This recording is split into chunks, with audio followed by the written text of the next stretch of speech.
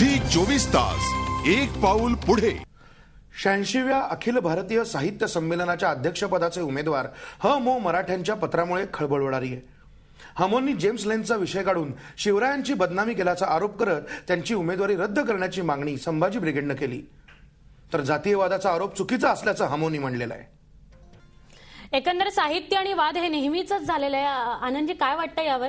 कुठेतरी याची सांगड अगदी कायम घातली जाते। साहित्य संमेलन असं म्हटलं की वाद, आम्ही बरेच जोडले गेलेलो असतो आणि ह्याच्यामध्ये कुठेही जातीयता येऊ नये, म्हणजे कुठलंही साहित्य हे जातीच्या राजकारणावरनं खेळलं जाऊ नये, हे मलाच काय कुठल्याही सामान्य कलाकाराला काय किंवा कोणालाही पटेल।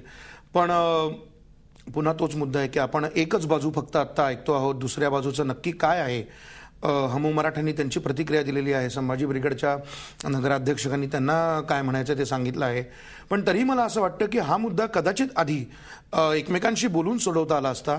एकदम तीव्र विरोध करायचा, एकदम त्यांना शहरात फिरू देणार नाही असं म्हणायचं, तर थोडंसं असं मला वाटतं की त्यांची जरा जहाल भूमिका होते आहे।